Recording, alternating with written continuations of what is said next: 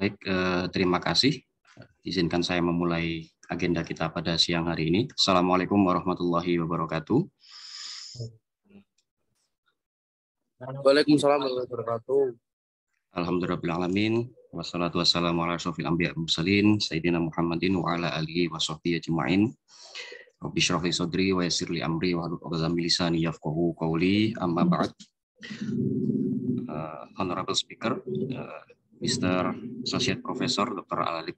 Muhammad Aladip Samuri, Honorable Lecturer of the Faculty of Law, Brawijaya University, and our beloved students and participants in this 3-in-1 program.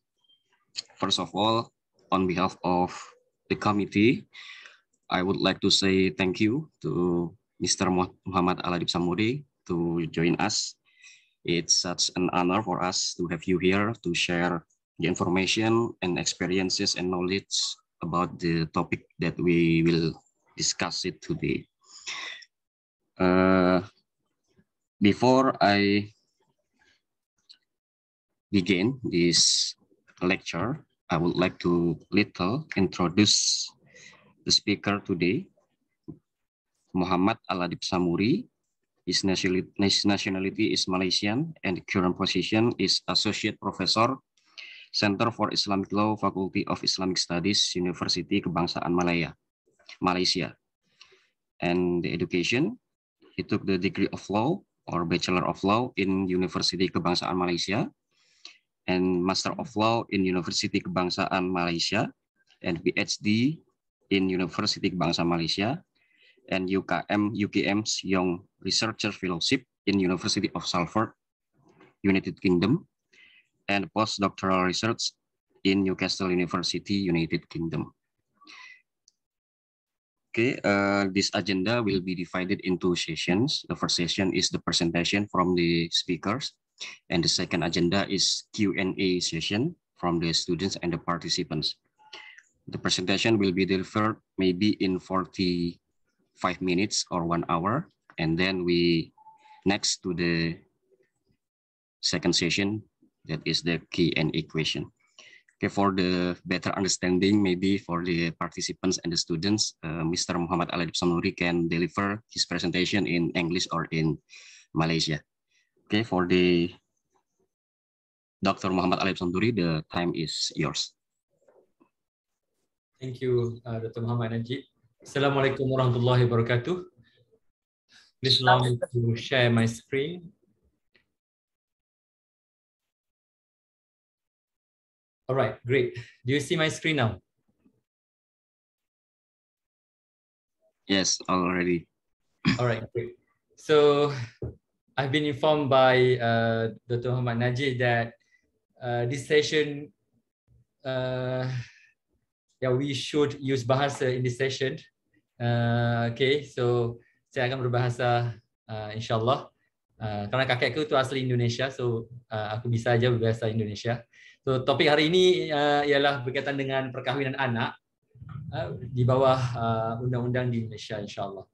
I will discuss this topic from the perspective of Malaysian Islamic law, and we will see how this particular issue been affected or been discussed by many people in the academic or in the international human rights group and so on.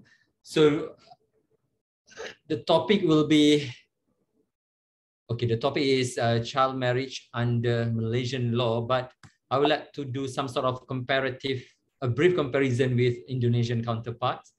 All right, so I hope that all of you also can give a lot of feedback, and also during the Q&A session, I would like to receive a lot of question and argument on this issue.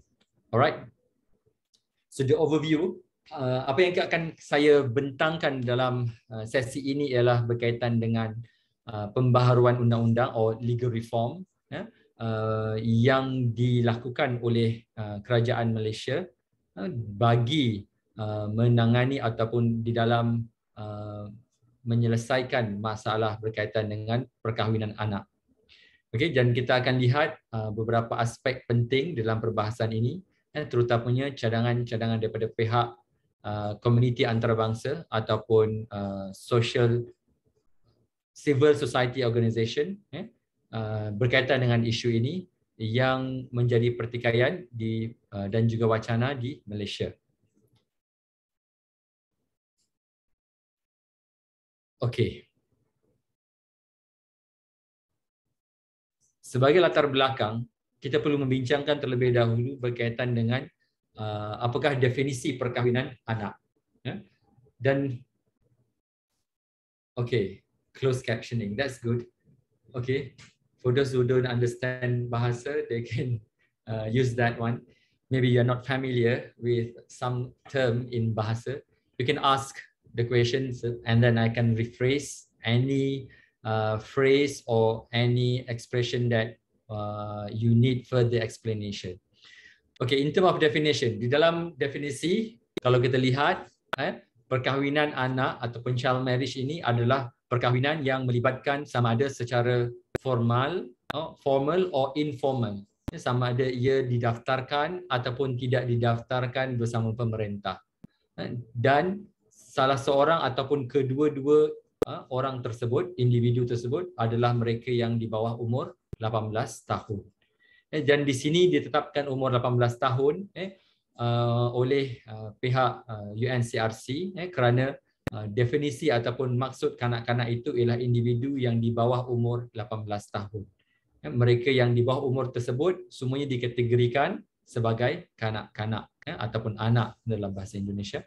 Dan mereka yang berkahwin di bawah umur tersebut dianggap sebagai berkahwin di bawah umur perkahwinan.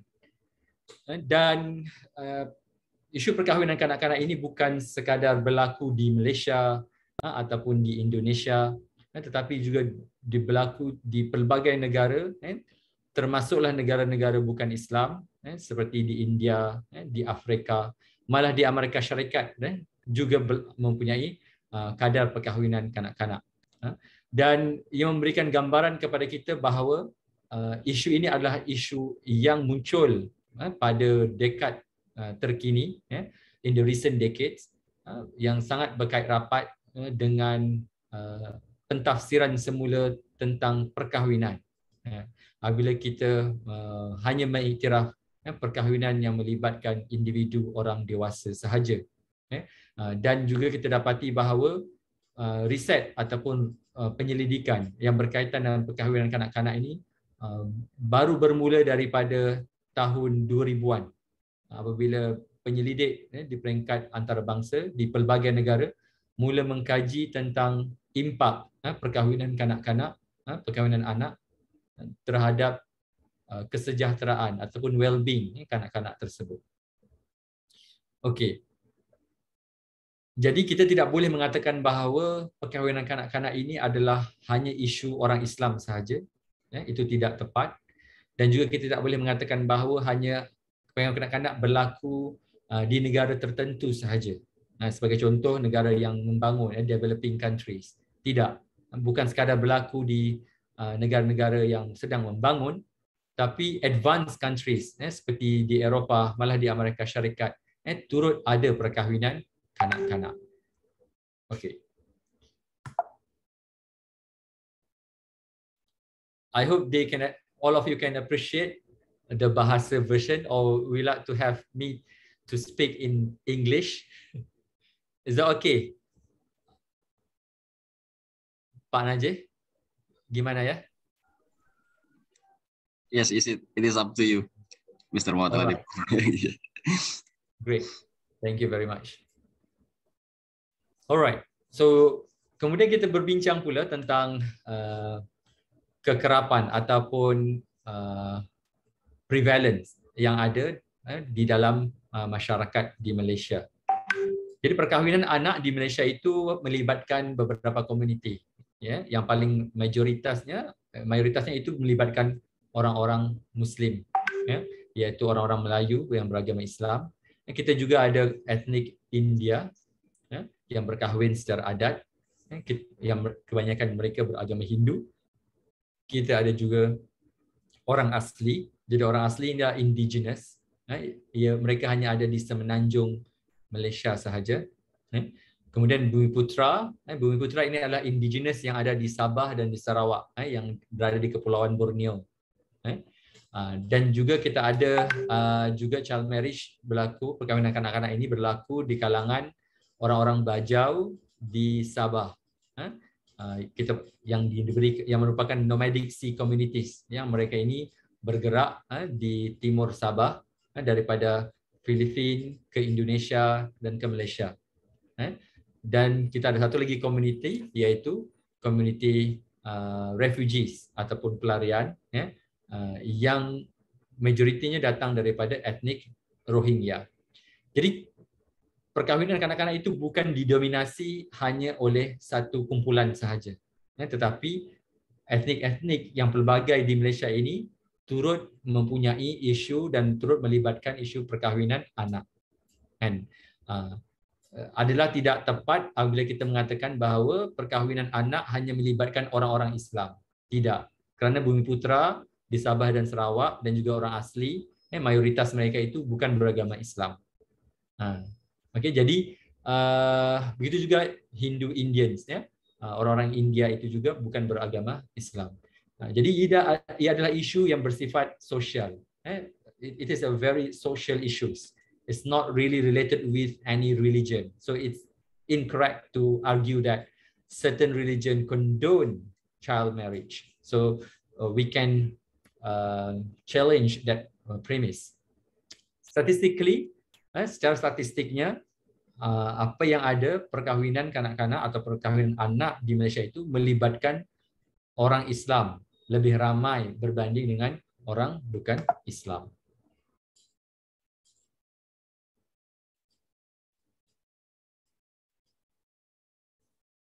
Alright. Jadi statistik ini adalah sukar untuk mengumpulkan data berkaitan dengan perkahwinan anak. Kita hanya dapat mengumpulkan data yang ada direkodkan di Mahkamah Syariah atau di dalam bahasa Indonesia Mahkamah Peradilan Agama. Untuk masyarakat bukan Islam, mereka tidak mendaftarkan perkahwinan mereka di mahkamah sivil. Jadi kita tidak tahu berapa ramai yang berkahwin, melainkan mereka yang berkahwin di bawah adat yang melibatkan Bumiputra di Sabah dan di Sarawak. Jadi data yang biasa dikongsikan ataupun biasa dipaparkan oleh media itu adalah yang melibatkan kanak-kanak Muslim, kerana Mahkamah Syariah dan juga Jabatan Agama mempunyai rekod yang lengkap untuk setiap perkahwinan tersebut. Jadi kalau kita lihat secara average-nya ataupun secara purata, perkahwinan kanak-kanak yang melibatkan orang Islam itu melibatkan lebih daripada 1,000 jiwa, 1,000 orang, lebih 1,000 orang pada setiap tahun. Walaupun ketika pandemi COVID yang lalu. Maksudnya masih ramai orang Islam yang berkahwin walaupun ketika pandemi. Malah pandemi itu menyebabkan lebih ramai yang berhenti sekolah dan juga akhirnya terpaksa berkahwin. Okey. Jadi kadar ini adalah tinggi berbanding dengan kadar non-Muslim di Malaysia. Jadi kalau yang masyarakat bukan Islam itu, mereka hanya ratusan sahaja di dalam setahun. Dan kita tidak ada data yang lengkap, kita hanya ada beberapa tahun tertentu sahaja. Sebagai contoh pada tahun 2018. Itu sahaja yang kita tahu. Sekitar ketika itu sekitar 62 cases from other religions or ethnicities. Okay? Jadi berbeza kan? Okey. Tapi untuk non-Muslim itu banyak yang tidak recorded. Okey. Seterusnya, apakah isunya? Mengapa perkahwinan anak menjadi satu perkara yang penting yang perlu diambil perhatian oleh pemerintah? Jadi yang pertamanya ialah kerana kanak-kanak ini terdedah kepada sexual exploitation. Mereka mudah untuk dieksploitasi dan mereka juga terdedah kepada beberapa implikasi yang negatif. impak negatif, dampak-dampak yang negatif seperti mereka terpaksa berhenti sekolah, mereka tidak mempunyai pendidikan, mereka mempunyai masalah kesihatan, terutamanya apabila mereka bermasalah untuk melahirkan anak ataupun komplikasi kehamilan, dan yang paling menekan ialah berkaitan dengan kemiskinan. Apabila mereka terus berada di dalam kitaran kemiskinan, apabila mereka tidak lagi bekerja ataupun mereka tidak mendapat pendidikan yang sempurna untuk membolehkan mereka bekerja. Okey.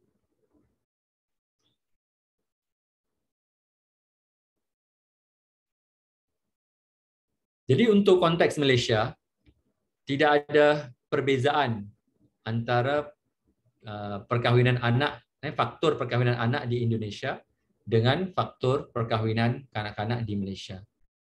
Isunya sama, naratifnya juga sama. Okey. Jadi latar belakang yang mendasarinya ialah kemiskinan. Yang itu menjadi satu pemicu ataupun driver yang paling penting.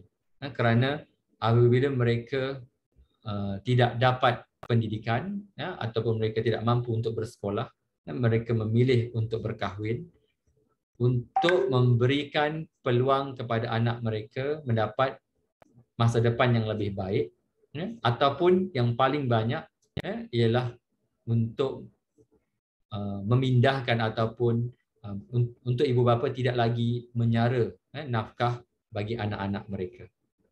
Jadi apabila kita menganalisis kes-kes di mahkamah syariah, so dalam research saya menganalisis dalam 2,140 lebih kes-kes di mahkamah di 7 negeri. Dan apabila kita membaca mengapa mereka berkahwin, kita dapati bahawa mereka mahu bebas daripada tekanan ekonomi dan juga supaya ibu bapa mereka tidak lagi menyara nafkah anak-anak tersebut. Itu yang sangat signifikan kelihatannya. Yang kedua ialah kerana mereka sudah lagi tidak bersekolah. Apabila mereka tidak bersekolah, ibu bapa melihat bahawa mereka tidak ada lagi masa depan, maka lebih baik mereka dikahwinkan. Dan ini adalah satu perkara yang sangat menyedihkan kerana ibu bapa tidak melihat pendidikan anak sebagai satu pelaburan. The parents no longer see their children as investments for their future. They don't see the future of their children, especially daughters. So many daughters been discriminated due to their gender. They don't see female or women will have economic empowerment in the future. For that reason, they see that those children should be stopped from getting education, and then they prioritize boys to get education. At least for the boys can go to any industrial work and so on. So that kind of mentality caused a lot of decision made by the parents why they stop their daughters from attending school. Alright.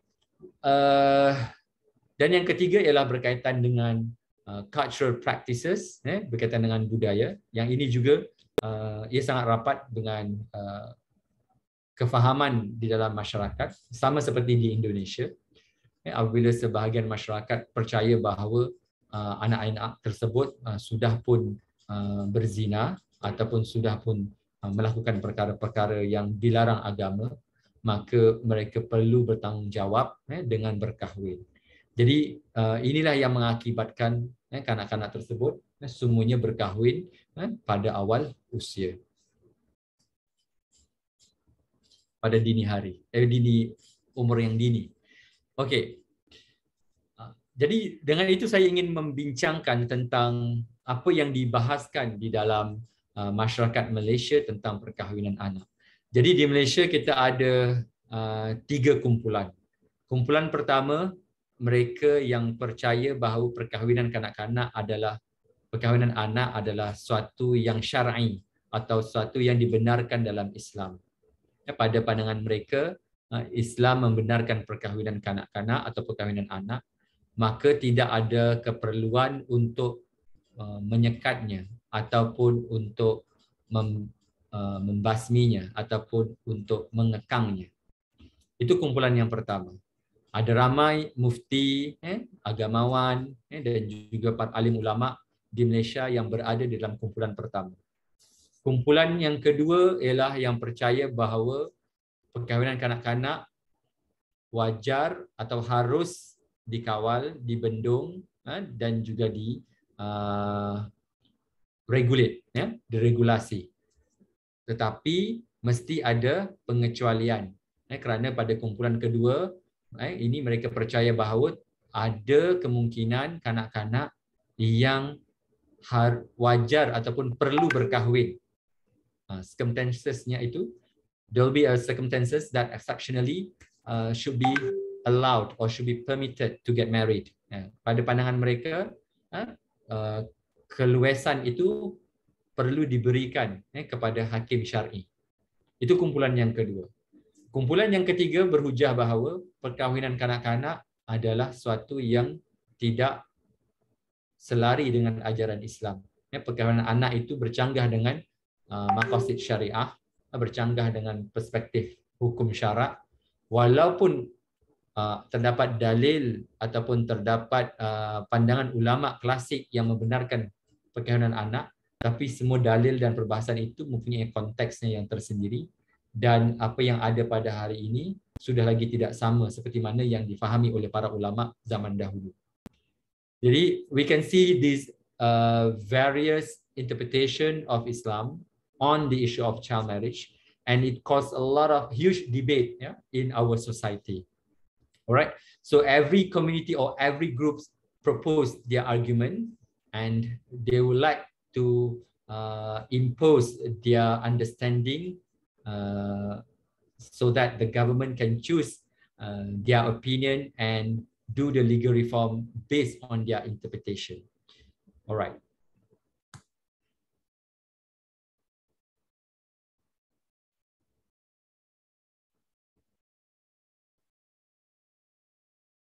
Sorry. Okay. Dan kita tahu bahawa peranan agamawan atau ulama itu dan juga mufti sangat penting di dalam masyarakat Islam, terutamanya di Malaysia dan juga di Indonesia. Kerana apa? Kerana apa yang dibahaskan oleh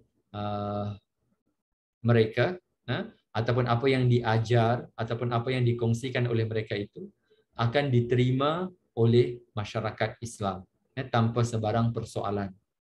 Jadi oleh kerana ketiga-tiga kumpulan ini semuanya mempunyai atau didukung oleh ulama, maka masyarakat di Malaysia terbahagi kepada tiga kumpulan berkaitan dengan isu perkahwinan anak. Okey, ada yang menentang sepenuhnya, ada yang menerima tetapi bersyarat, ada yang menerima sepenuhnya. Jadi suara siapakah yang paling kuat? Jadi kalau kita lihat kumpulan tradisionalis, ulama-ulama tradisionalis, mereka berhujah bahawa perkahwinan kanak-kanak itu adalah suatu yang selari dengan ajaran Islam. Islam membenarkan perkahwinan anak. Kumpulan modernis terbahagi kepada dua, iaitu yang membenarkan tetapi dengan syarat, manakala yang ketiga ialah kumpulan yang tidak membenarkan sama sekali. Alright. Jadi ini adalah senario yang ada di Malaysia, dan setiap kumpulan ini melakukan kempen dan lobby bagi mempengaruhi keputusan kerajaan ataupun pemerintah di dalam isu tersebut.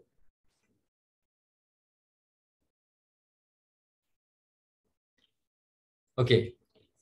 Jadi kita bincangkan berkaitan dengan peruntukan undang-undang di Malaysia. So di Malaysia, undang-undang ada dua. Terdapat dua sistem, iaitu pertama kita ada civil law yang berasaskan British Common Law atau English Common Law, dan yang kedua kita ada undang-undang Islam yang kita panggil syariah yang terpakai di peringkat negeri-negeri. Kita ada 14 negeri dan setiap negeri mempunyai undang-undang syariah. Untuk undang-undang keluarga Islam, peruntukan undang-undangnya itu semuanya sama ke 14 negeri. Tidak ada perbezaan, melainkan berkaitan dengan had umur perkahwinan kerana sudah ada 2 negeri yang membuat pindaan or they did legal reform on the marriageable age. Mereka sudah menaikkan had umur kepada 18 tahun. Okey. Dan undang-undang keluarga Islam di Malaysia berasaskan pandangan mazhab Syafi'i. Yes? A dominant school of law. I believe that many of you, students in this class as well, followers of this particular mazhab, and this particular mazhab has affected the development of Islamic law in Malaysia, in particular. Dan Mahkamah Syariah dan juga Jabatan Agama Islam di setiap negeri akan merujuk dan menggunakan pandangan mazhab Syafi'i sahaja di dalam setiap polisi dan juga undang-undang. Alright. Dan kalau kita lihat dalam pandangan mazhab Syafi'i, tidak ada sebarang had umur yang ditetapkan oleh mazhab Syafi'i untuk berkahwin. Dalam erti kata yang lain, bapa sebagai wali boleh mengahwinkan anak perempuan mereka pada tahap umur apa sekalipun. Tidak ada masalah.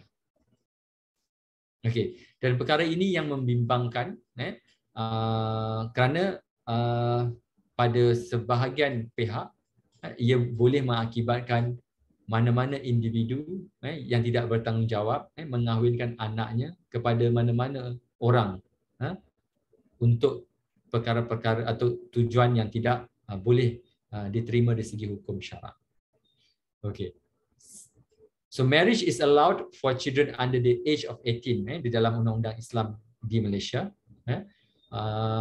Dan sesiapa yang belum balik juga boleh berkahwin kerana peruntukan undang-undang tidak menetapkan had umur balik. Kerana dalam mazhab Syafi'i, walaupun mereka itu belum lagi balik, mereka boleh berkahwin. Mereka boleh dikahwinkan oleh wali mujbir mereka. Okey.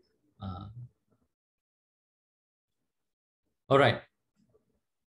Jadi ini berkaitan dengan konsep wali mujbir yang ada di dalam undang-undang di Malaysia. Jadi ramai hakim-hakim syar'i apabila kita menemubual mereka, mereka tidak mahu undang-undang mengganggu ataupun mencerobohi hak wali. Mereka mahu supaya wali diberikan kebebasan untuk mengahwinkan anak perempuan mereka pada tahap umur apa sekalipun. Kerana pada pandangan mereka, itu adalah hak yang dinyatakan di dalam hukum syarak. Okey. Saya tidak bersetuju dengan pandangan hakim-hakim tersebut. Kerana perkara tersebut boleh dikawal oleh kerajaan. Dalam konsep siasah syar'iyah, kerajaan boleh menyekat mana-mana perkara yang diharuskan kerana perkara tersebut mendatangkan kemudaratan. Jadi kita boleh menggunakan konsep siasah syar'iyah untuk mengawal perkahwinan anak supaya perkahwinan anak tadi tidak memberikan implikasi yang negatif kepada diri anak-anak tadi atau dampak negatif kepada anak-anak. Jadi di dalam enactment ataupun akta undang-undang keluarga Islam di semua negeri, kecuali di Selangor dan Kedah, had umur untuk berkahwin bagi lelaki ialah di bawah 18, di atas 18 tahun dan bagi perempuan ialah di atas 16 tahun. Namun sekiranya mereka ingin berkahwin, mereka perlu membuat permohonan di mahkamah syariah. Dan permohonan itu akan didengar oleh hakim syar'i. Dan hakim syar'i akan membuat keputusan sama ada perkahwinan itu boleh diteruskan ataupun tidak. Sekiranya hakim syar'i meluluskan perkahwinan tersebut, maka mereka akan pergi ke Jabatan Agama Islam daerah dan mereka akan mendaftarkan perkahwinan mereka. Sekiranya Mahkamah Syariah tidak membenarkannya, maka mereka tidak boleh berkahwin.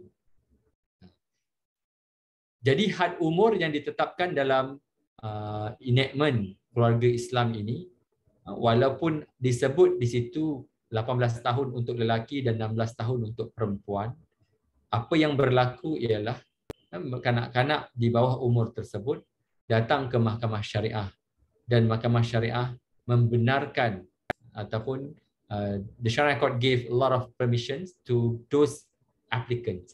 We see that in many cases, Sharia Court judges were so lenient in terms of approving or giving approval to those application. All right, and it was so worrying. Okey, di dalam undang-undang tersebut dinyatakan bahawa hakim syar'i boleh hendaklah mendengar permohonan dan juga memberikan kebenaran bertulis kepada kanak-kanak untuk berkahwin tertakluk kepada certain circumstances ataupun keadaan-keadaan tertentu. Dan frasa tersebut, certain circumstances yang ada dalam undang-undang itu adalah satu perkara ataupun satu provision yang menyebabkan kita tidak tahu bagaimana hakim boleh membuat keputusan bagi kes apa. Dalam arti kata yang lain, kita tidak tahu apakah jenis keadaan yang dibenarkan oleh mahkamah. Dan apabila perkara ini dibangkitkan dalam kajian kami, apabila kami bertanya dan juga menemubual hakim-hakim syar'i, kita dapati bahawa hakim syar'i sendiri tidak mempunyai satu konsensus bagi perkahwinan apakah yang mereka tidak akan luluskan ataupun what kind of marriage application that will be declined by the Sharia court.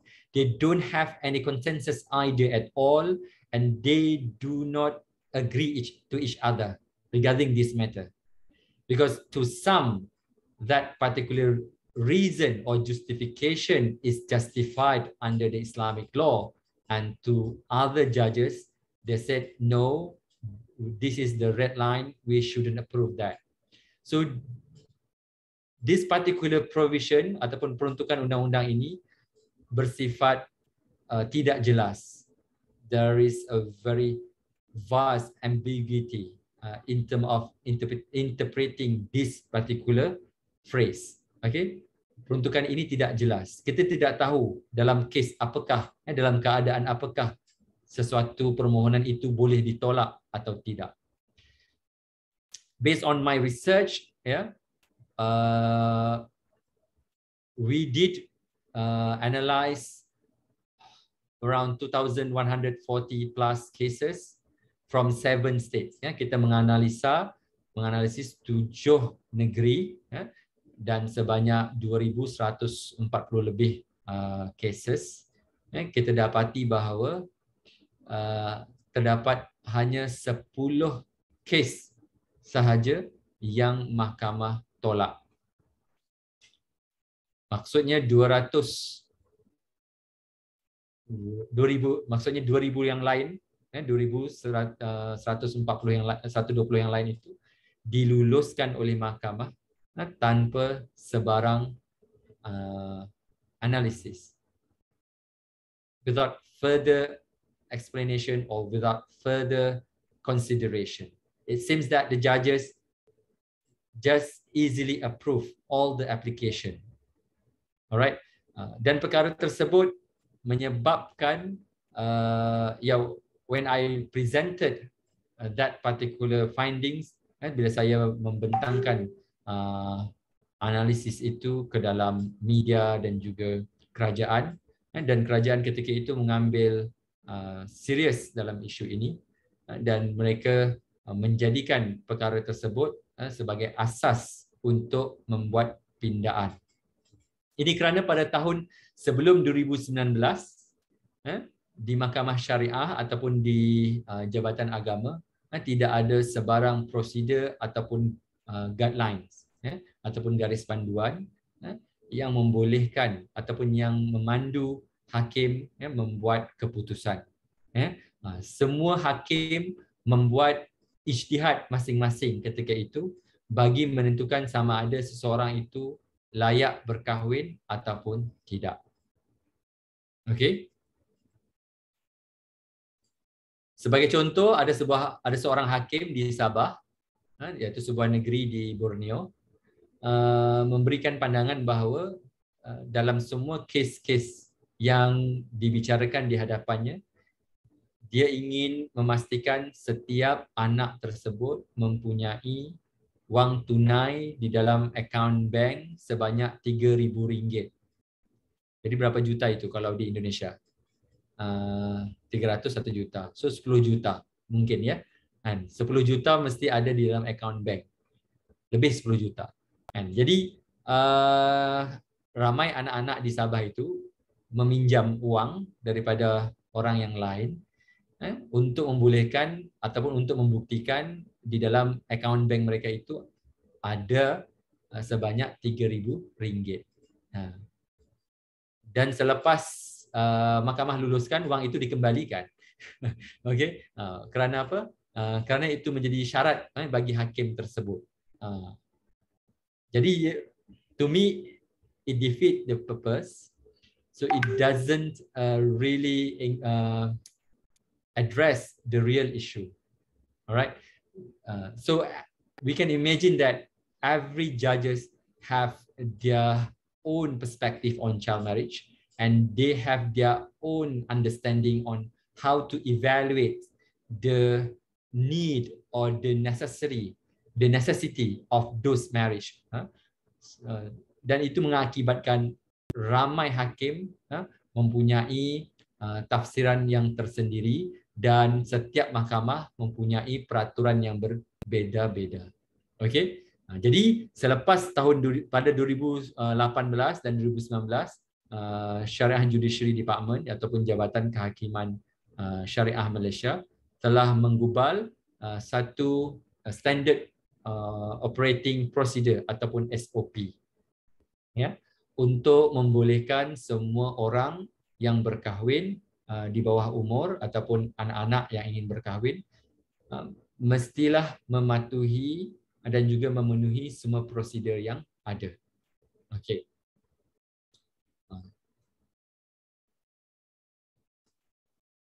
Okey. Ini yang saya sebutkan tadi, bayangkan ada 2,143 cases, hanya 10 yang di-reject. Yang lainnya semuanya diluluskan. Malah ada negeri yang langsung ataupun yang dengan mudah terus meluluskan permohonan dan hakim tidak mendengar permohonan tersebut. Hanya pegawai sahaja yang meluluskannya di hadapan kaunter.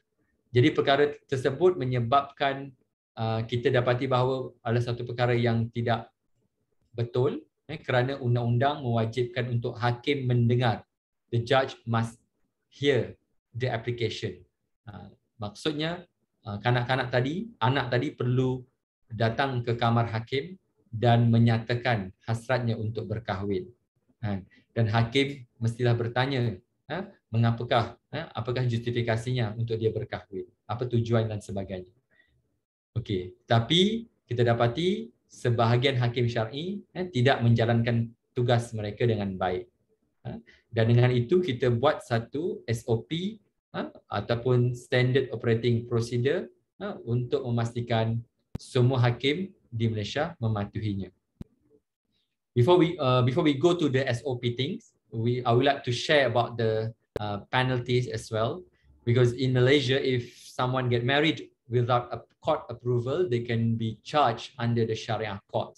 So this particular provision is really help the religious enforcement to make sure that all the marriage in Malaysia must go through the legal proceeding first, and then they can register their marriage after the court give the approval.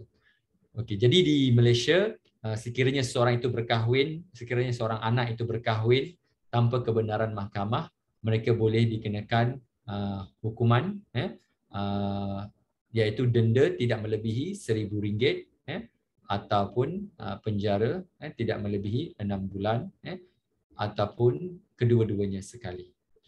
But this particular provision is rarely been imposed.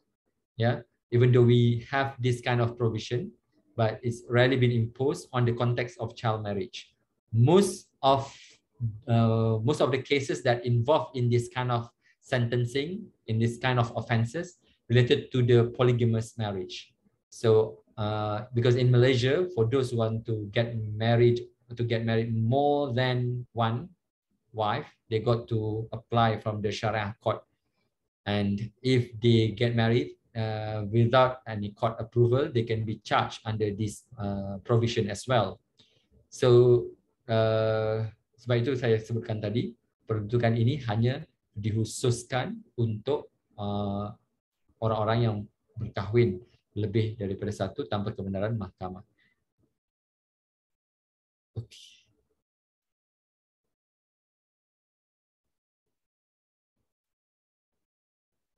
Alright. Berkaitan dengan perbicaraan, jadi kalau kita lihat di dalam peruntukan enactment sebelum SOP diperintahkan ataupun sebelum SOP dikubal, kita dapati bahawa perbicaraan itu dibuat dengan mudah oleh ramai hakim, dan hakim akan bertanya tentang soalan yang asas, a very brief questions. For example, why they want to get married, why they stop their schools, and what are their future plans, and so on. So it was a very brief session, and we can see that all those questions are not very helpful. Certain judges at that time also asked about question regarding the religious knowledge. For example, do they pray? How many times they pray? Do they memorize Al-Fatiha? Even the judge asked them to recite Al-Fatiha and certain dua in prayer as well. So hakim-hakim syar'i ini cuba untuk mempelbagaikan soalan, kerana pada pandangan hakim, kalau bagus solatnya, baguslah rumah tangganya nanti. Which is, to me, it is very problematic premise. Alright, so we supposed to evaluate the application to understand why those particular children wish to get married. Right? Kita hendak menilai mengapa mereka hendak berkahwin, bukan kerana mereka itu mempunyai sebab-sebab yang seperti dipaksa, paksaan, ataupun terpedaya dan sebagainya. Okey.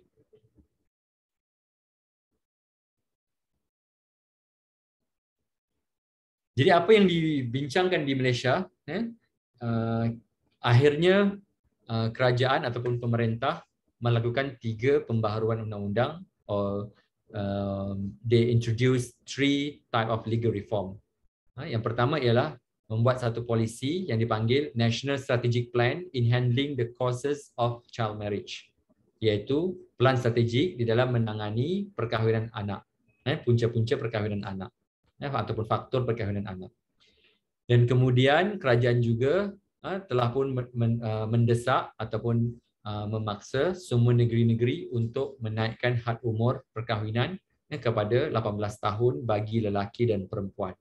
Namun hanya negeri Selangor dan Kedah sahaja yang telah setakat hari ini bersetuju menaikkannya. Negeri yang lain, ada 7 negeri yang secara eksplisit menolak cadangan kerajaan, dan 7 negeri yang lain bersetuju, namun hanya 2 sahaja yang sudah melakukannya. 5 lagi yang lain masih lagi belum membuat pindaan. Dan juga kerajaan telah pun membina SOP. Dan SOP ini saya secara peribadinya terlibat di dalam pembinaan SOP tersebut bagi Syariah Court. Alhamdulillah, standard operating procedure tersebut telah terpakai di semua mahkamah syariah di Malaysia. Okay, jadi kita lihat berkaitan dengan polisi, pelan strategi di dalam menangani punca-punca ataupun faktor perkahwinan anak. Jadi ada beberapa punca yang dikenal pasti, sebagai contoh kemiskinan, berhenti sekolah dan sebagainya. Dan kerajaan telah pun mengarahkan semua agensi kerajaan untuk sama-sama membendung perkahwinan tersebut. Dan dasar ini telah diperkenalkan pada tahun 2020. Namun oleh kerana pada tahun 2020 juga kita bertukar kerajaan sekali lagi, we got new Prime Minister. So the new Prime Minister in 2020 was not interested at all on ending child marriage. That's the problem, because part of the government was Islamist party who support and condone child marriage. Unfortunately, this particular strategic plan was stopped for a while, for almost three years. Yeah. Now it's resumed again when the current government are interested in addressing the child marriage issue. So apa yang kita lihat, polisi kerajaan walaupun dia baik, tapi kita tengok bahawa tafsiran agama yang dipegang oleh parti-parti politik itu juga mempengaruhi sama ada mereka mahu membendung ataupun menghentikan perkahwinan anak atau tidak. Okey. Jadi polisi ini sekarang sudah mula mula resume ataupun mula digerakkan semula. Okey. Kemudian yang kedua ialah berkaitan dengan legal reform, iaitu untuk menaikkan had umur perkahwinan kepada 18 tahun bagi lelaki dan perempuan. Lelaki itu memang sudah 18 tahun, tetapi yang dinaikkan ialah untuk anak-anak perempuan. Dan macam yang saya sebutkan tadi, hanya negeri Selangor sahaja yang Selangor dan Kedah sahaja yang bersetuju dan telah pun membuat pindaan. Negeri lain masih lagi belum ada pindaan. Dan ketika kita hendak meminda ini, saya juga terlibat dalam jawatan kuasa teknikal undang-undang ketika itu di peringkat persekutuan. Kita telah bertemu dengan mufti setiap negeri, ketua hakim syar'i setiap negeri, pengarah Jabatan Agama Islam setiap negeri. Kita membujuk mereka untuk membuat pindaan undang-undang. We consulted with them. We explain to them why child marriage should be ended, why it is very problematic. And unfortunately, there were 7 states, as I said just now, terdapat 7 negeri yang menolak untuk menaikkan had umur, dan mereka percaya bahawa kanak-kanak ataupun anak sewajarnya tidak dihalang untuk berkahwin. Kerana pada pandangan mereka, perkahwinan itu akan menyelamatkan mereka daripada berzina. So from my own research, we did interview 140 children who get married under age of 18. We found that the marriage not stop them from committing adultery. Okay, maksudnya ialah ramai Islamis ataupun ramai agamawan berhujah bahawa perkahwinan akan menyelamatkan anak-anak ini daripada terus berzina.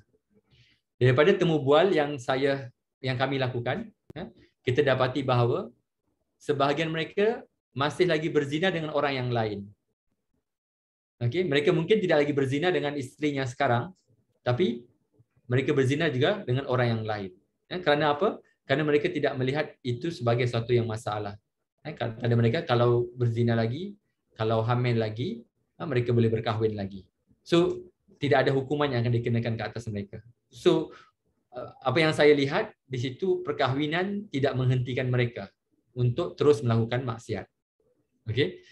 Jadi apabila saya membicarakan perkara ini di hadapan ramai asatizah ataupun ramai para ulama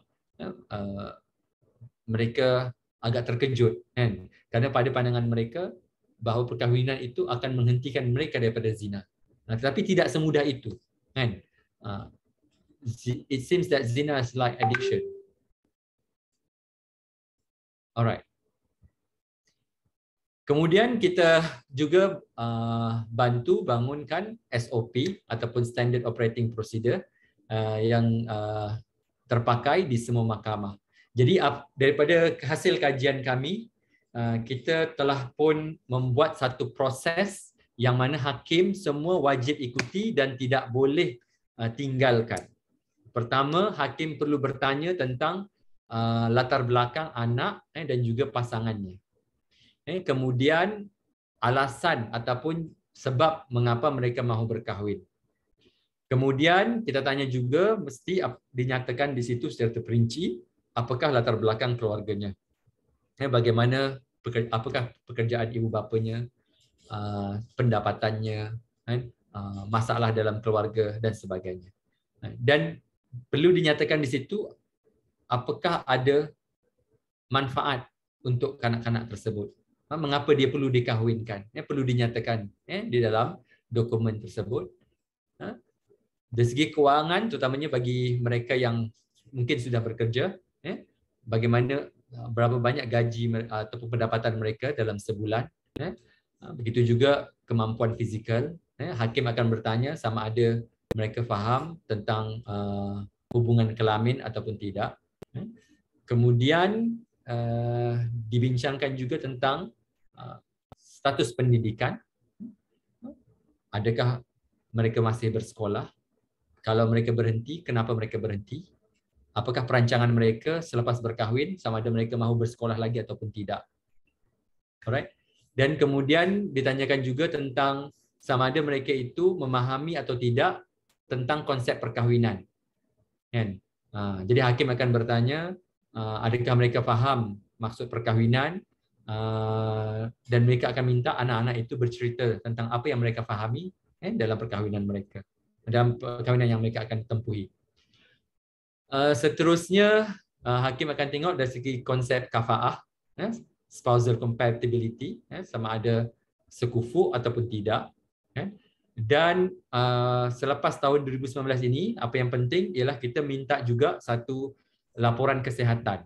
So, Kementerian Kesihatan Malaysia telah pun membuat satu borang yang terperinci untuk para doktor membuat analisis dan juga pemerhatian sama ada anak tersebut wajar berkahwin ataupun tidak. Jadi hakim akan merujuk laporan doktor perubatan tadi, medical doctor tadi. Di samping itu juga perlu ada laporan social report daripada pegawai kebajikan sosial atau social welfare department. Dan mereka akan menceritakan tentang semua masalah yang dihadapi oleh anak tersebut. Okey, dan juga keluarganya. Jadi hakim akan mendapat pandangan daripada seorang social worker. Dan juga sekiranya ia melibatkan kes jenayah, polis akan turut perlu menyediakan laporan kepada mahkamah syariah. So, dengan adanya maklumat-maklumat yang sebegini, hakim-hakim akan dapat membuat keputusan dengan lebih baik. Because the Sharia court judges will get a clear understanding on what is happening. Dan yang paling penting, kita melibatkan pakar ataupun expert di kalangan doktor dan juga social welfare untuk sama-sama membantu hakim di dalam membuat keputusan. Sama ada perkahwinan itu boleh diteruskan ataupun diluluskan ataupun tidak. Okey.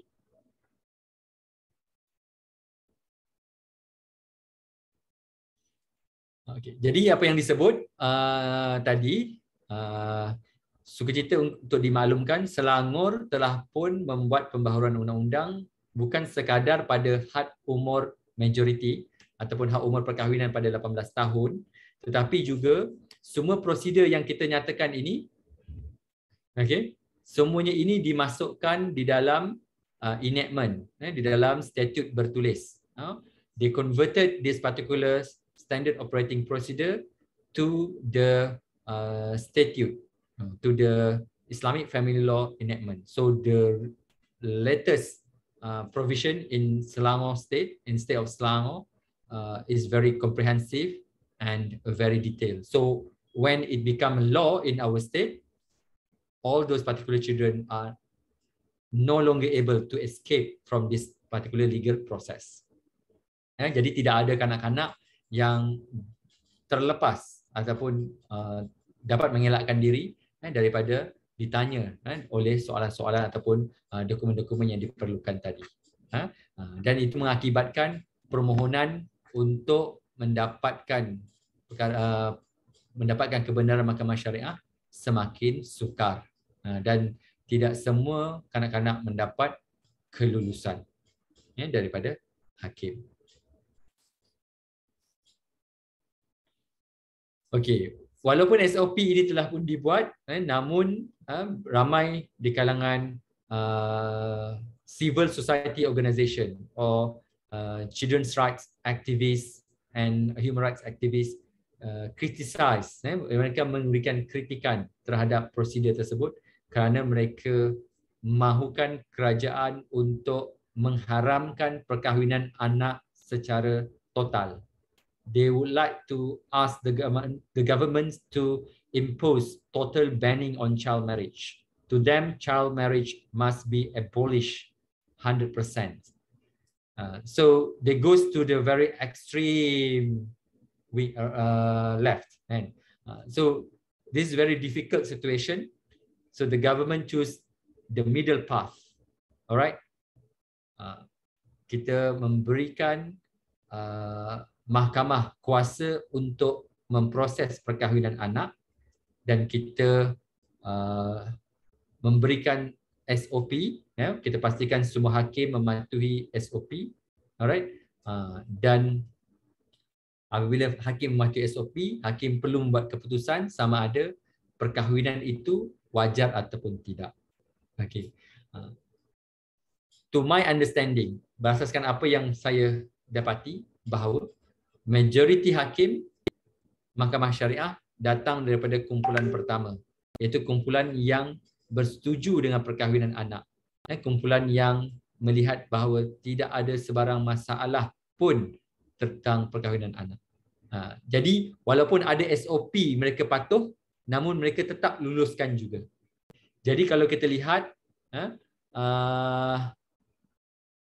walaupun sudah ada SOP, namun permohonan perkahwinan anak yang diluluskan selepas SOP juga masih tinggi. Sebab tu walaupun kita ada COVID, walaupun ketika pandemi, kita dapati bahawa mahkamah syariah masih lagi meluluskan perkahwinan anak. Kerana pada mereka, anak-anak itu wajar ataupun harus berkahwin untuk mengelakkan maksiat. Okay.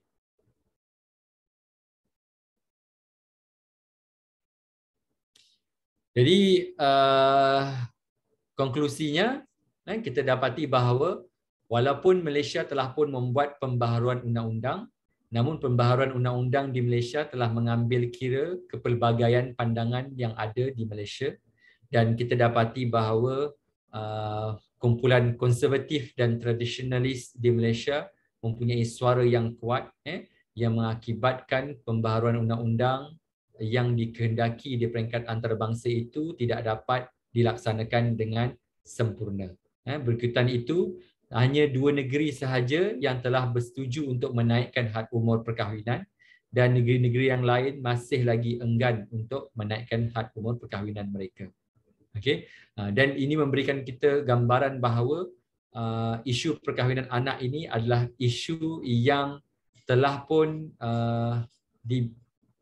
dibingkaikan ataupun has been framed according to the religious narrative. So it seems that most of the traditionalist Muslim group perceive this particular issue being used by the international community as an aggression against Muslim community. So yeah, so it's very difficult a narrative to be addressed, and I hope that in the future or in the near future, this particular legal reform can be imposed standardizedly. It means that we would like to have a uniform legal reform. So we don't want us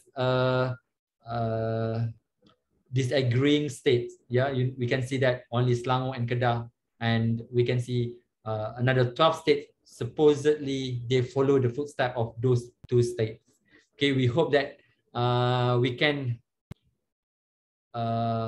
make sure that all those people who disagree with the kind of legal reform will understand why we need to curb and to stop this particular traditional practices. Okay, itu sahaja pembentangan bagi kuliah saya pada hari ini. InsyaAllah kita sudah 1 jam, sudah 4.30 di sini.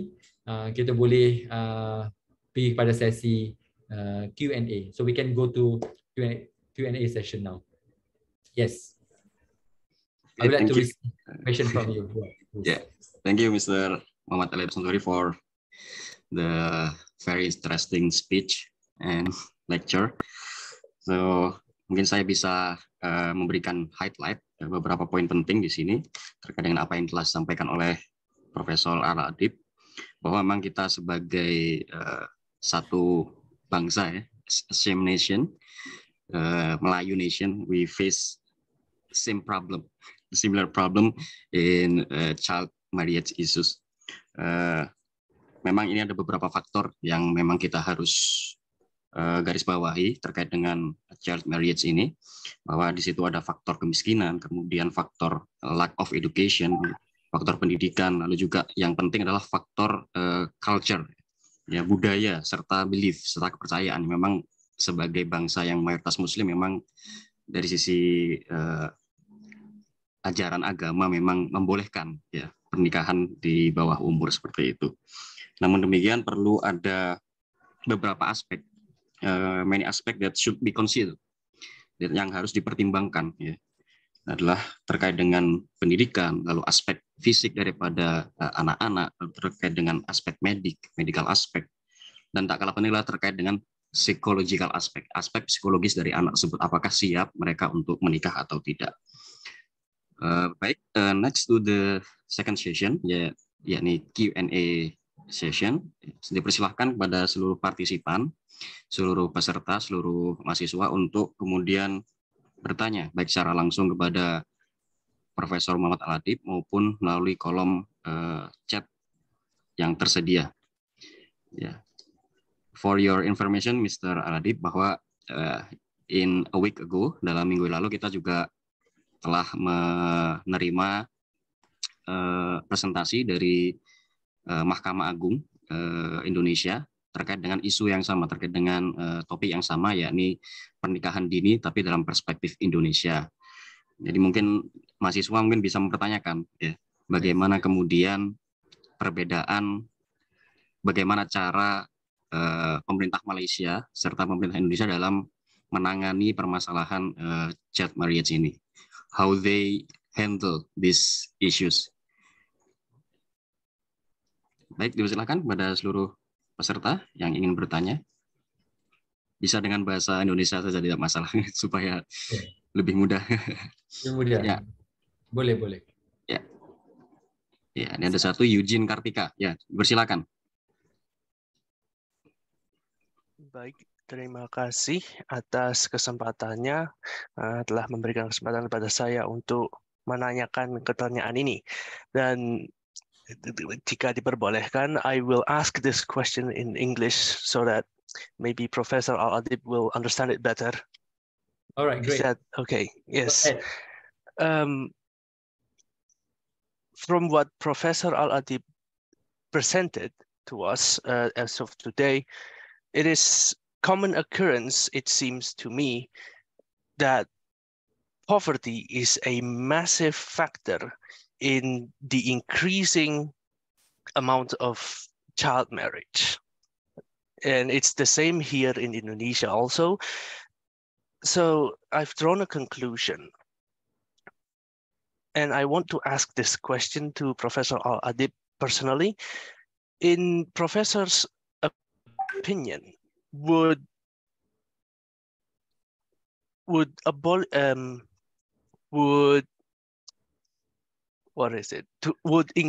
decreasing poverty actually decrease also the amount of child marriage? All right. That's my question. Thank you very much. All right, great.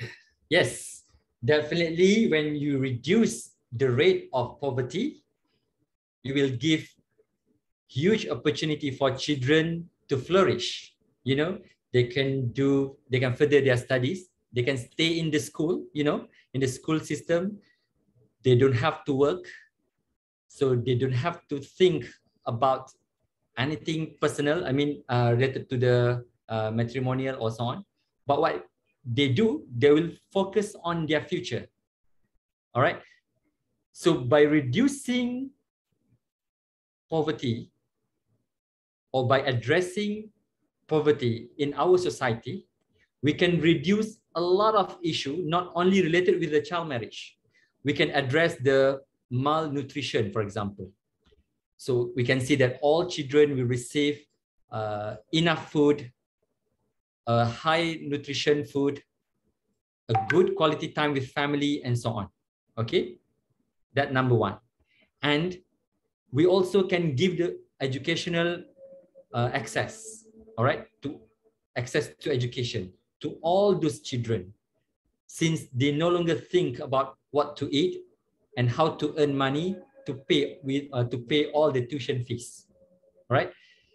So they don't have to bother their parents to ask about the cost of their schools, right? And third one, when they are no longer in the poverty, they can have better health access to health services. All right, so they can pay whatever price the health cost them, you know. So you are right. In addressing these social issues, we should at first address the cause of poverty and how we can help our governments to reduce that particular issues. Yeah, so we can make sure that all children can get a full potential for their life, you know. Yes, thank you, Professor, for your answer. All right.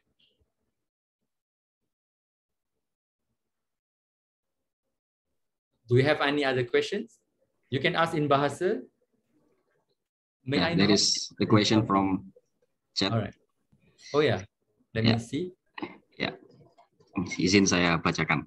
Adakah program atau kebijakan yang dilakukan pemerintah Malaysia untuk mengedukasi, mensosialisasikan atau mengkampanyekan kepada masyarakat terkait pernikahan dini? Yes, definitely they do.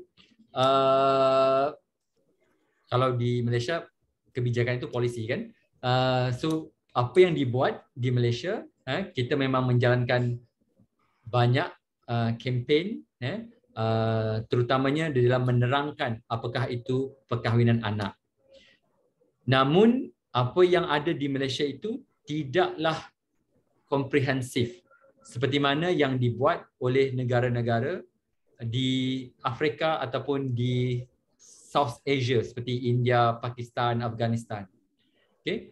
Ini kerana pemerintah di Malaysia melihat isu tersebut dari segi aspek agama. Ramai di kalangan ahli politik yang tidak mahu menyentuh aspek-aspek sensitif di dalam agama, kerana pada pandangan mereka, mereka tidak mahu kehilangan undi daripada orang Melayu Islam. Okey. Jadi apabila kerajaan Malaysia pada tahun 2018 telah pun membuat kempen berkaitan dengan isu child marriage, kita dapati ketika itu banyak orang Islam yang sangat marah dengan kerajaan ketika itu. Kerana pada pandangan mereka, kerajaan cuba untuk membuat sesuatu yang bercanggah dengan hukum syarak, bercanggah dengan undang-undang Islam. Okay.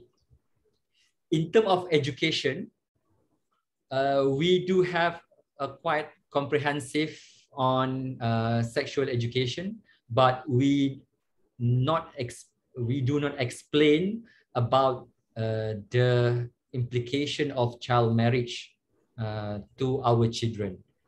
We do have content related with the pregnancy and how pregnancy affected adolescent or female teenagers, okay? But that particular information is not related exactly with the child marriage issues. So we only learn that from the perspective of biology and health perspective, okay? All right. So I would say that in terms of education or in terms of campaigning, Malaysia is still way left behind compared to our counterparts in other countries. Even our Malaysian ulama is so worried to talk about child marriage compared to the Indonesian ulama, you know, because you are more open, you have more courage to talk about it compared to Malaysian ulama. I do not know why, because it seems that this issue has been politicized by Islamist party, and they perceive this as one of the Western agenda, and which to them is problematic. All right.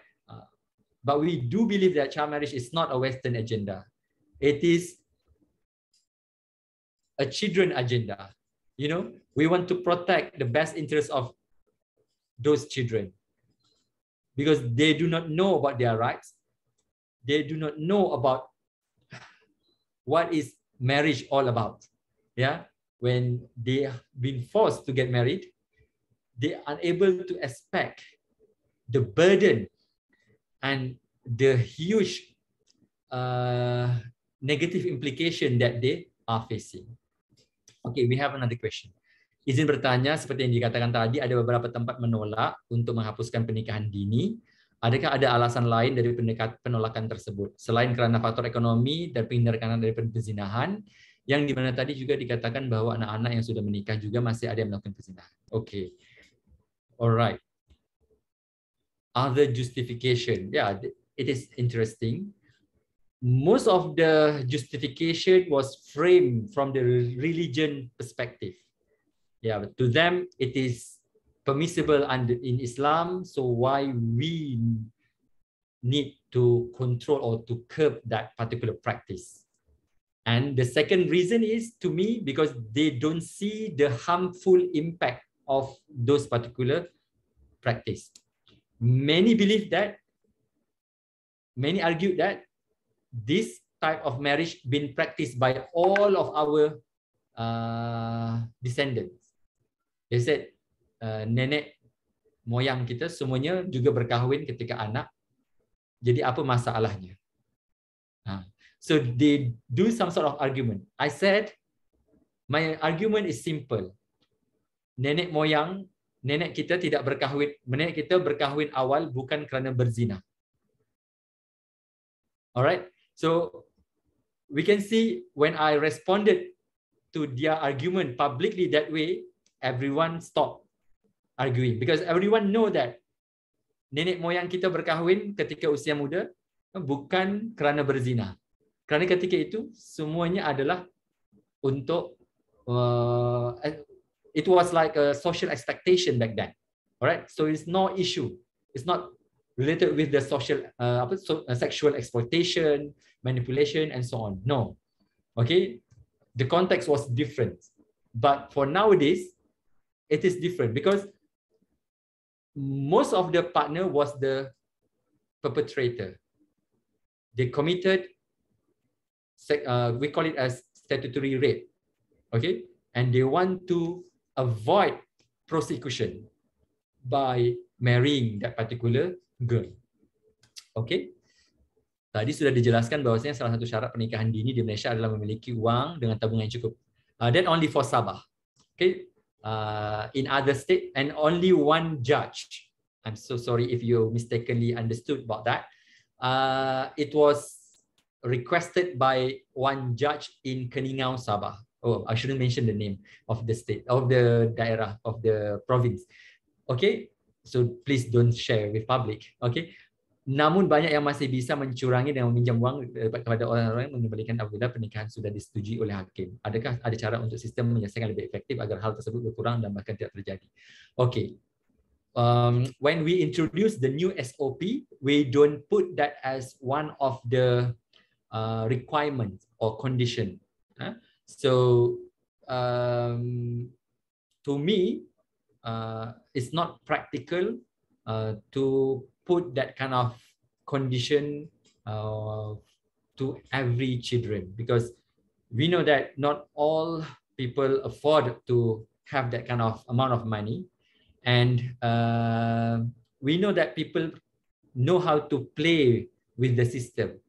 They know how to manipulate with all the laws, and they can find a loophole, you know, a lacuna, so that they still can survive within that system. So for that reason, that's why we no longer impose that particular amount of money must be presented to the court. Alright. Selamat sore, ya. Selamat sore. Perkenalkan nama saya. Izin bertanya, Pak, apakah pengadilan sivil di Malaysia memiliki jurisdiksi atas hal-hal di bawah syariah? Enggak ada. Oke. Karena dalam Islam pernikahan tidak berdasarkan umur melainkan usia balik, sedangkan dalam hukum sivil Malaysia batas umur perkawinan minimal adalah 18 tahun. Okay, we do have two legal system for non-Muslim children. They should get married above 18 years old. All right, that's very clear because the Law Reform Marriage Act state that clearly. So there is no need for legal reform on the civil marriage. So for non-Muslim children, there is no issue. But unfortunately, the non-Muslim children, they get married through, we call it as perkawinan adat or customary marriage. So that's another issue. But for Muslim children, they only have one legal avenue. They must apply and go through to the Sharia court. Okay? They're unable to go to the civil court because civil court has no jurisdiction on the personal law of Muslim in Malaysia. Okay, I hope that you are very clear in terms of jurisdiction in Malaysia. So for the matrimonial or property of Muslim individuals, they must go to the Sharia court. All right, the civil court has no jurisdiction to Muslims. Okay. Ya, silakan Dio Pratama. Yes, someone raise their hand. Okay, thank you, Prof. Adib and Pak Muhammad. So let me introduce myself. My name is Dio Pratama, and I have a question about the material that Prof. Adib has presented for us. And we know that the stance of Islamic law is having a strong position in the Malaysia itself. And from the material that I have been reading and hearing from Mr. Adib from the beginning until now, in my opinion, the government itself is supported regarding the child marriage in the society. But to face and facilitate this problem, the government has carried out the new regulation to increasing the age number between boys and girls to 18 years old for the child marriage itself. But the problem in here is still a lot of negeri in Malaysia that they don't support about this regulation. So my question is there any other resolution that government has proposed and also brings a win-win solution between the government itself with the other negeri that they don't support this regulation, and how the government can invite the other negeri that they don't support this regulation to agree with this regulation specifically for the increasing of age between the boys and girls in Malaysia? Thank you, Mr. Thank you, Prof. All right, great question. Okay, what did the government do was we do some sort of consultation. We invited all the religious authorities from those states, including legal advisor of those states, and we explained to them about child marriage. We explained our proposed legal reform statute, and then we give them opportunity to criticize and give their opinion and feedback.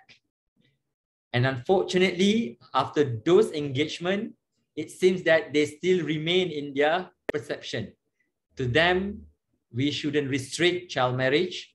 Child marriage is not issue. It's not an issue. And why we bother? Okay. All right. So until now, the ministry still do some sort of engagement, and also the Sharia judiciary in the federal level also do some sort of campaign, or not campaign, some sort of engagement with them. But still, we have a very traditional mufti in those states. So the mufti was the last bastion of the traditionalism in Malaysia.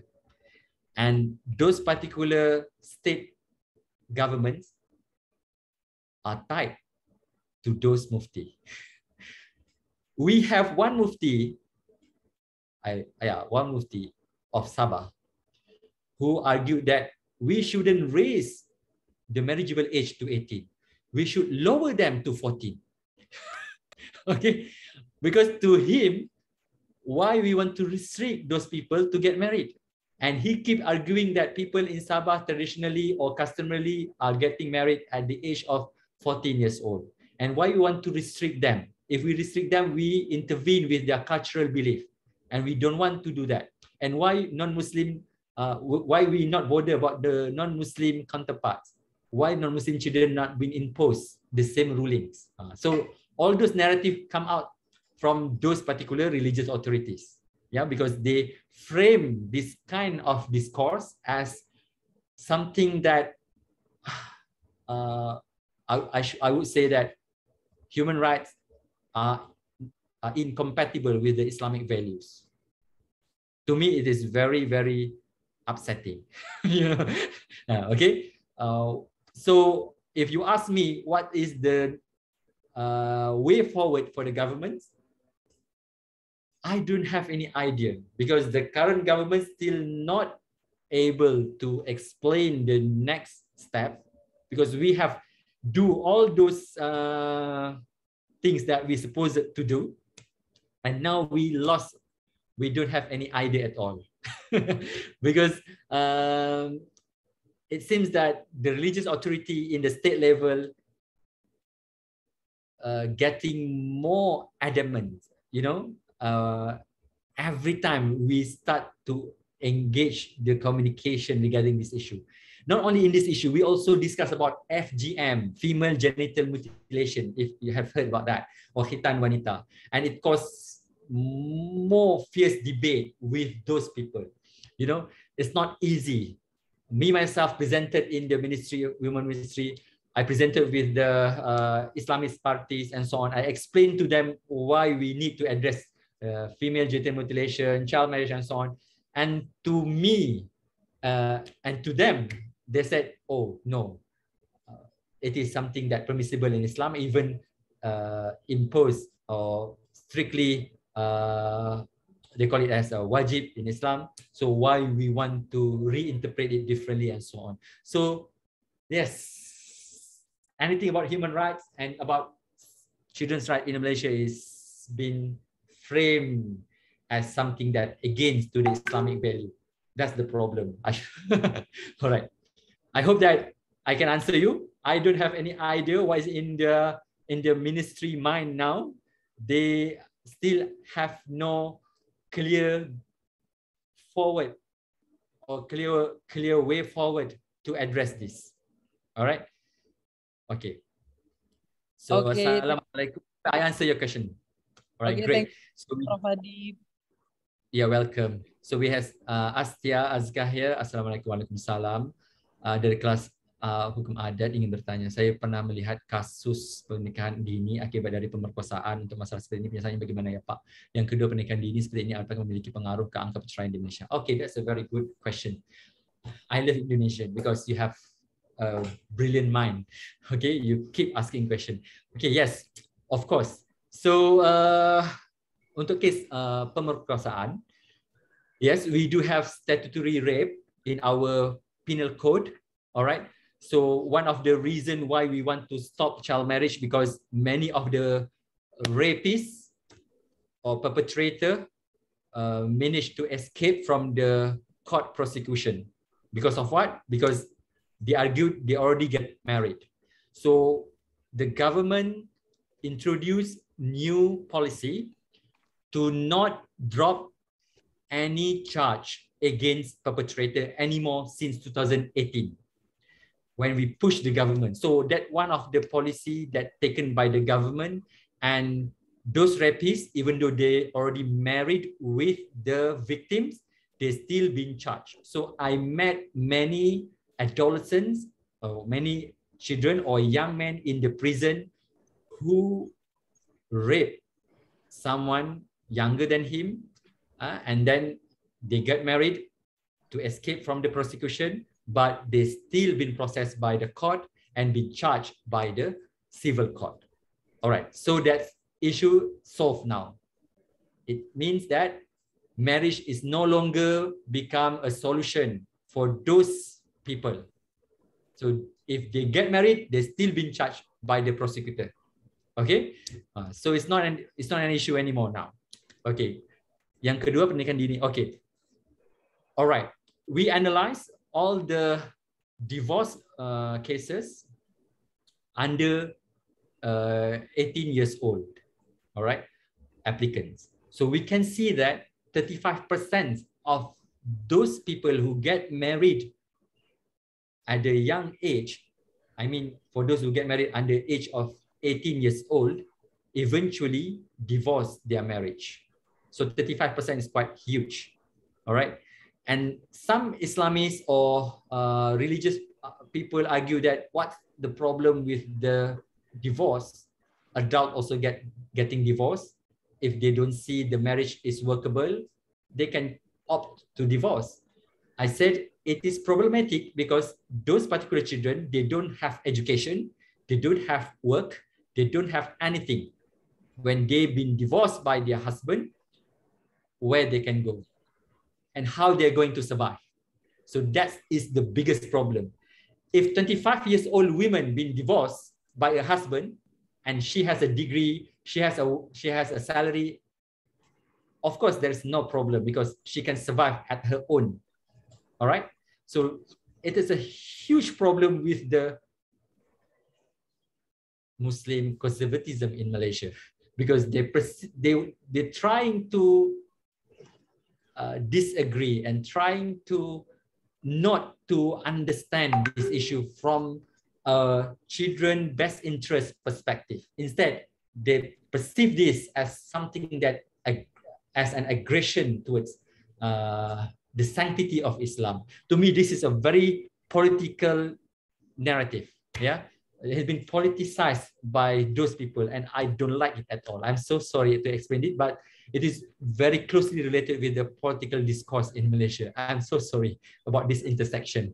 Okay, all right. So do we have further question then? So we have 2 minutes left. Okay, I think that was the last question in this class today, and I hope all students and the participants will get a better insight and the better understanding about the child marriage in Malaysian law perspective. And I want to inform to you all that we will meet again with Professor Muhammad Aladip Samsuri in Wednesday at 24th May with another interesting topic. Yeah. The topic is refugee children's rights in Malaysia. So don't you missing out this lecture in Wednesday. And maybe I close this class today and we meet again in Wednesday. thank you for Mr. Muhammad Alif Samsuri for the presentation today. Assalamualaikum warahmatullahi wabarakatuh. Waalaikumsalam. I hope all of you enjoy. If you have further questions, you can text me. All right. Yeah, Okay, thank bye. you. Assalamualaikum. Waalaikumsalam warahmatullahi wabarakatuh. Oh ya, sore sudah di sana. Oke.